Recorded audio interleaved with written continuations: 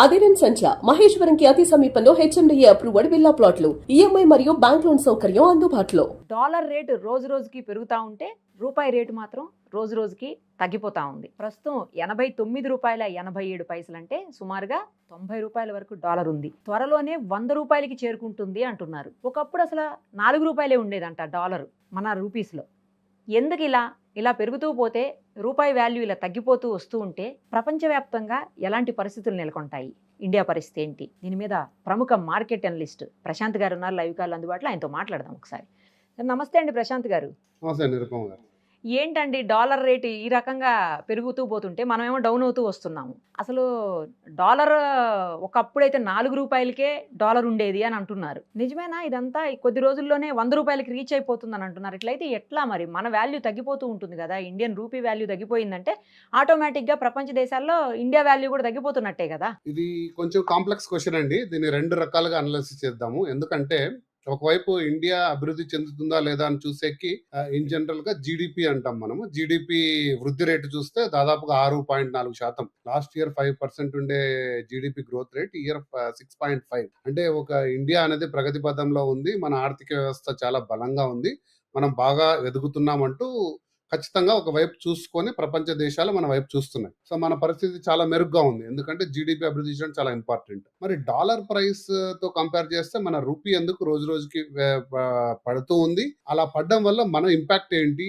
మీరు అంటున్నట్టు ప్రపంచ పటంలో మన కరెన్సీ అనేది వీక్ అవడం వల్ల మనం అండర్ వాల్యూ కామా, దీనివల్ల పరిస్థితులు ఏంటి అనేది రెండు రకాలుగా కూడా చూద్దాం. బట్ ఫస్ట్ పాయింట్ నేను మీకు చెప్పేది ఏంటంటే, మీరు రూ. 4 అన్నారు, బట్ 1991 తీసుకుందాం. ఎందుకంటే భారతదేశ ఆర్థిక ప్రగతి లేదా ఆర్థిక విధానం అనేది బిఫోర్ 91, ఆఫ్టర్ 91. అప్పుడే మనకు ఫారిన్ డైరెక్ట్ ఇన్వెస్ట్మెంట్స్, ఆర్థిక విధానాలన్నీ కూడా సరళీకృతం జరిగింది.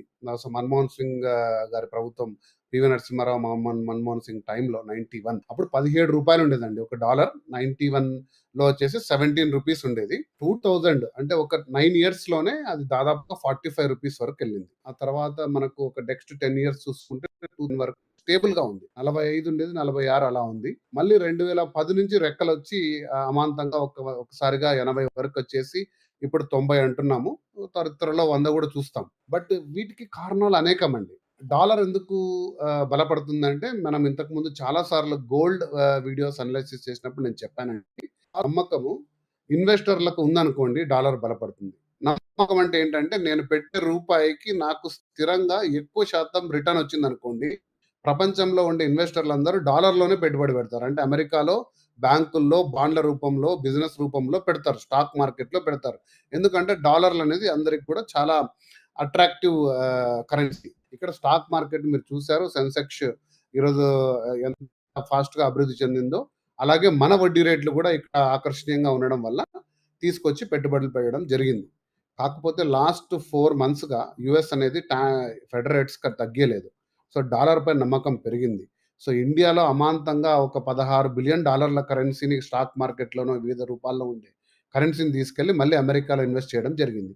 అంత మొత్తం డబ్బు డాలర్స్ డిమాండ్ పెరిగింది, రూపాయల విలువ తగ్గింది. సో వీటి మూలంగా ఖచ్చితంగా కూడా ఆ యొక్క దెబ్బ అనేది మన ఇండియన్ రూపీ మీద పడింది. అలాగే ఇక 3-4 ప్రధాన కారణాలు ఉన్నాయండి. అవి ఎప్పటికీ మారవు. మనము అనేది ఇంపోర్ట్ డ్రివెన్ ఎకానమీ. మనం అన్ని కూడా బయట నుంచే కొంటాం. ముఖ్యంగా మనకు కావాల్సిన ఆయిల్ ఏదైతే ఉందో, పెట్రోల్, డీజిల్, ఇవన్నీ కూడా మనం ప్రపంచ దేశాల నుంచి పర్చేజ్ చేస్తాం. 90% మన ఆయిల్ ఇంపోర్ట్స్ అన్ని కూడా బయట నుంచే వస్తాయి. వాటికి డాలర్లో పే చేయాలి. గోల్డ్ మొత్తం కూడా బయట నుంచే కొంటాం డాలర్లు పెట్టి. మన మిలిటరీ ఎక్విప్మెంట్ అన్ని, ఫ్లైట్లు, ఫైటర్ జెట్లు, మోస్ట్ ఆఫ్ దెమ్ ఇంపోర్ట్ చేసుకుంటాం. ఎలక్ట్రానిక్స్, ఆటోమొబైల్స్, వీటన్నిటికీ మనం డాలర్ ఖర్చు పెట్టాల్సిందే. మనం ఎక్స్పోర్ట్ చేసేటివి సాఫ్ట్వేర్ అయితేనేమి, ఫార్మసీ అయితేనేమి, ఇవి ఒక రేటు ఉంటాయి. సో వీటికి మధ్య వ్యత్యాసం పెరిగినప్పుడు, మన మీద డాలర్ల భారం పెరిగినప్పుడు ఖచ్చితంగా డాలర్కి రూపాయలు ఎక్కువగా ఇవ్వాల్సిన అవసరం మనకు ఉంటుందండి. ఇది సంవత్సరం జరిగేదే, కొత్తగా ఏమి లేదు. కాకపోతే ఒక అంశం అందరికి కూడా అర్థమయ్యే ఒక చిన్న అంశం ఏంటంటే, ఆర్బీఐ ఏం చేసేదంటే వీటిని కట్టడి చేయడానికి చర్యలు తీసుకునేదండి. ప్రతి ఏడు కూడా, ప్రతి నెల కూడా మన దగ్గర ఉండే డాలర్స్, అంటే వాళ్ళ నిల్వలో ఉండే డాలర్స్ ని మార్కెట్లోకి వదిలిపెట్టేది, అంటే సెల్ చేసేది. సో దట్ డాలర్ డిమాండ్ కొంచెం తగ్గి మన రూపాయి విలువను కట్టడి చేస్తూ వచ్చిందండి గత 10 సంవత్సరాలుగా. అందుకు ఆర్బీఐ తీసుకున్న చర్యలే ప్రధాన కారణం. కాకపోతే ఎంతకాలం ఇలా మనం చేసుకుంటూ వెళ్ళాలి, అని ఆర్బీఐ కూడా కొంచెం కూడా స్లో డౌన్ అయింది. డాలర్స్‌ని నిర్బంధంగా మార్కెట్‌లోకి వదిలేయడం స్టాప్ చేసింది. వీటన్నిటి కూడా ఇంపాక్ట్ ఏదైతే ఉందో ఫారిన్ ఇన్వెస్టర్స్ డబ్బులు తీయడము, మన ట్రేడ్ డెఫిసిట్, తర్వాత ఆర్బీఐ తీసుకున్న మెజర్‌మెంట్స్ అన్నీ కూడా ఇప్పుడు మనకు ఈ డాలర్ అనే దానికి ఇండియన్ రూపీ అనేది ఖచ్చితంగా కూడా తగ్గడం మనం చూస్తున్నాం. ఇది ప్రధాన కారణాలు. సో, వీటికి ఇంపాక్ట్ ఏందని మీరు అడిగారు. రైట్? ఇంపాక్ట్ 2 రకాలుగా చూడాలండి. ఖచ్చితంగా చాలా వస్తువులు మనం ఏదైతే ఇంపోర్ట్ చేసుకుంటామో ఆ రేట్లు పెరుగుతాయి. అంటే గోల్డ్ ప్రపంచ స్థాయిలో ఇంతకుముందు మనం చెప్పిన సిద్ధాంతం ఏందంటే డాలర్ బలంగా ఉందంటే గోల్డ్ వైపు చాలా మంది వెళ్లరు. అంటే గోల్డ్ రేట్ తగ్గాలి. అంతే కదండీ! డాలర్ బలపడుతుందన్నప్పుడు ఇన్వెస్టర్లందరూ డాలర్స్ హోల్డ్ చేసుకుంటారు. గోల్డ్ వైపు కొంచెం ఆసక్తి తగ్గుతుంది. గోల్డ్ రేట్ తగ్గాలి. కానీ మనకు అంతకంతకు గోల్డ్ రేట్ ఎందుకు పెరుగుతుందంటే డాలర్లు అనే ప్రైస్ పెరుగుతున్నప్పుడు మనం ఇంపోర్ట్ చేసుకుంటాం కాబట్టి వాటి వాల్యూ అంటే గోల్డ్ రేట్ ప్రపంచ మార్కెట్‌లో పెరగలేదు. ఓన్లీ ఇండియాలో పెరుగుతుంది. ఎందుకంటే ఎక్కువ డాలర్లు ఖర్చు పెట్టాల్సొస్తుంది మనం. ఎక్కువ రూపాయలు ఖర్చు పెట్టాల్సొస్తుంది. సో, మనకు గోల్డ్ కాస్ట్ అవుతుంది. ఆటోమొబైల్స్ కాస్ట్ అయితాయి. తర్వాత ఇంపోర్ట్ చేసుకునే పెట్రోల్, ఆయిల్ అది అది మెరిగిందంటే దాని మీద వస్తువులు పెరుగుతది. ఇన్‌ఫ్లేషన్ పెరుగుతది. సో, ఇవి ఖచ్చితంగా గూడా ఇది మనకందరికి గూడా రాబో రోజుల్లో పెద్ద ఇంపాక్ట్ తీసుకునే అంశమే. బట్ ఎక్స్‌పోర్ట్ చేసే వాళ్ళందరికి గూడా ఇదొక చాలా సంతోషకరం. ఫర్ ఎగ్జాంపుల్ నేనొక సాఫ్ట్‌వేర్ ఎక్స్‌పోర్టర్ అండి. నేను సాఫ్ట్‌వేర్ తయారు జేస్తాను. నాకు ఈరోజు కరెక్ట్‌గా ఒక రూ. 100 వచ్చేది. రేపటి నుంచి నాకు రూ. 105 వస్తున్నాయి. నేను చేసే పని మారలేదు. కానీ నాకు డబ్బుల శాతం పెరిగింది. సో, ఎక్స్‌పోర్ట్ చేసే వాళ్ళందరికి గూడా లాభము.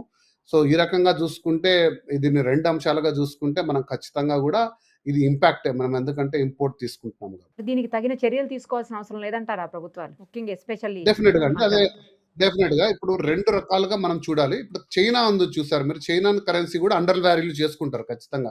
మనకంటే వాళ్ళు ఉద్దేశపూర్వకంగా చేసుకుంటారు. ఎందుకంటే వాళ్ళు ఎక్స్‌పోర్ట్ డ్రివెన్ ఎకానమీ. వాళ్ళ ప్రొడక్ట్ మార్కెట్‌లోకెళ్తే మార్కెట్‌లో అమ్ముడుపోవాలంటే వాళ్ళ కరెన్సీ అండర్ వాల్యూ ఉంటే ఈజీగా అమ్ముడుపోతది. సో, అలాంటి ఉన్నప్పుడు ఖచ్చితంగా వాళ్ళకు వస్తుంది. అలాగే మనము ఇంపోర్ట్ డ్రివెన్ ఎకానమీ కాబట్టి మనం ఖచ్చితంగా దిద్దుబాటు చర్యలు తీసుకోవాలి. నాకు తెలిసి ఆర్‌బీఐ మళ్ళీ రంగంలో దిగి ఖచ్చితంగా కొన్ని డాలర్‌లని రిలీజ్ చేసి కరెన్సీని కట్టడి చేస్తుందని నేను అనుకుంటున్నాను. అది త్వరగా జరగాలండి. లేదు అంటే అలా పెరిగిపోతూ పోతూ ఉంటే డాలరు మన రూపీ వాల్యూ తగ్గిపోతా ఉంటే చాలా ఇబ్బందికర పరిస్థితులు ఎదుర్కోవాల్సిన సిచ్యుయేషన్ రావచ్చేమో రానున్న రోజుల్లో మీరన్నట్టు. అవునండి. ప్రశాంత్ గారు మరి ఇప్పుడు దీని ఇంపాక్ట్ గోల్డ్ మీద కూడా పడే అవకాశం ఉంటుందా అండి? గోల్డ్ రోజు రోజుకి పెరిగిపోతానే ఉంది. మీరు మొదలే చెప్పారు. ఖచ్చితంగా పెరుగుతదండి. తగ్గేది అసలు ఉండదు. కరెక్షన్స్ పెద్దగా జరగదు అని చెప్పి అలాగే అవుతోంది మీరన్నట్టే. ఇప్పుడు ఇంకా ఈ ఇంపాక్ట్ ఎక్కువ పడతదా? డాలరు పెరగటం, మన రూపాయి తగ్గిపోవటం అనేది ఇంపాక్ట్ ఇంకెక్కువ పడతదా గోల్డ్ మీద? ఇక్కడ మనం కొంచెం లోతుగా చేయాలండి విశ్లేషణ ఇది. డాలర్ అనేది బలపడుతున్నప్పుడు గోల్డ్ రేట్ ఖచ్చితంగా తగ్గుతుంది. ఇది యూనివర్సల్ ట్రూత్. ఎందుకంటే ఇన్వెస్టర్లందరూ డాలర్స్ హోల్డ్ చేసుకుంటారు. బంగారం అనేది అంత ప్రియంగా ఉండదు. సో, డాలర్ అనేది బలపడింది ఖచ్చితంగా. కానీ ఈ ఇంపాక్ట్ ఇండియా మీద పడింది. మన ఇండియన్ రూపీ చూసారా? ఇండియన్ రూపీ అనేది ఖచ్చితంగా ఇప్పుడు 90 అయిపోయింది కాబట్టి మన బంగారు రేటు అనేది మనకు పెరిగినట్టే కనపడుతుంది. ప్రపంచ మార్కెట్‌లో బంగారు రేటు స్థిరంగానే ఉంది. కొంచెం కొద్దో గొప్పో తగ్గుతుంది. కానీ మన ఇండియన్ మార్కెట్‌లో అమాంతంగా ఇన్ని రోజులు రూ. 82కు వచ్చే అదే డాలర్ ఇప్పుడు రూ. 90 అవ్వడం వల్ల గోల్డ్ అనేది మనకు ఖరీదవుతుంది. సో, ఆ డాలర్ ఎప్పుడైతే మనకు దిగి వచ్చిందనుకోండి, బంగారు కూడా కొంచెం దిగి వస్తుంది లేదా కొంచెం స్థిరంగా ఉంటుంది. సో, గోల్డ్ వరకైతే ఖచ్చితంంగా లాంగ్ టర్మ్ హొరైజన్‌లో మనకు ఎటువంటి కూడా ఇబ్బంది లేదండి. అంతగా అంటే నేను స్పెక్యులేట్ చేసి నేను చాలా నెలలుగా వింటున్నాను. 60,000కి పడిపోతది, 70,000 ఇవన్నీ గూడా అవాస్తవము. అసలు అటువంటి పరిస్థితి లేదు. డాలర్ పడిపోతున్నప్పుడు గోల్డ్ వాల్యూ కొంచెం తగ్గే మాట వాస్తవమే గానీ, మరి అంత పెద్ద కరెక్షన్స్ జరగవని నేను చెప్పగలను. అంటే లేదు. బంగారం ఏదో తగ్గిపోతుంది. వెయిట్ చేద్దాం, కొందాం తర్వాత అనుకునేటి మాత్రం అనవసరమే అయితే. మీరు చెప్పే దాని ప్రకారం. కాకపోతే సిల్వర్ ఒకటి డెఫినిట్‌గా పెరుగుతుందండి. మనం చాలా సార్లు చెప్పాము. సిల్వర్ ఈరోజు నేను మాట్లాడే టయానికి 1,90,000 ఒక 6 మంత్స్ బ్యాక్ 87,000 ఉండే సిల్వరు. దాని డిమాండ్, దాని దాటిపోతుందా అండి? మార్కెట్ రేట్ వేరే. దాటిపోతదా సిల్వర్ గూడా? డెఫినిట్‌గా అండి. 3,00,000 అయ్యే రోజు చాలా దగ్గరలోనే ఉంది అనే ప్రొడిక్షన్‌లో ఉన్నాం. సిల్వర్ అయితే గిన మీరు డెఫినిట్‌గా ఇన్వెస్ట్ చేయండి. సిల్వర్ రిటర్న్స్ అయితే మీకెప్పుడు డిసప్పాయింట్ చేయవు. ఎందుకంటే దాని సెగ్మెంటు, దాని నీడు, దాని డిమాండ్ డిఫరెంట్‌గా ఉంది. మీరు చూసారంటే విరివిగా ఇప్పుడు చాలామంది 1 కిలో బార్స్ ప్రత్యేకించి నేను మన స్టోర్‌కెళ్ళాను ఎక్కడో పర్చేజ్ చేద్దామని. చాలా డిమాండ్‌గా తీసుకుంటున్నారు. సిల్వర్‌కైతే డెఫినిట్‌గా కూడా మంచి మంచి గ్రోత్ రేట్ ఉండే అవకాశం ఉంది. ఈ నెక్స్ట్ 1 ఇయర్. ఎందుకో ఎంత పెరిగినా గూడా అండి గోల్డ్ మీద ఉన్నంత ఇంట్రెస్టు సిల్వర్ మీద రాదు, ఎందుకో తెలియదు. ఇన్వెస్ట్మెంట్ పర్పస్లో కొనాలేమో కానీ ఆర్నమెంట్స్ విషయానికి వచ్చేసరికి గోల్డ్కే ఎక్కువ ప్రయారిటీ ఉంటుంది. అవును.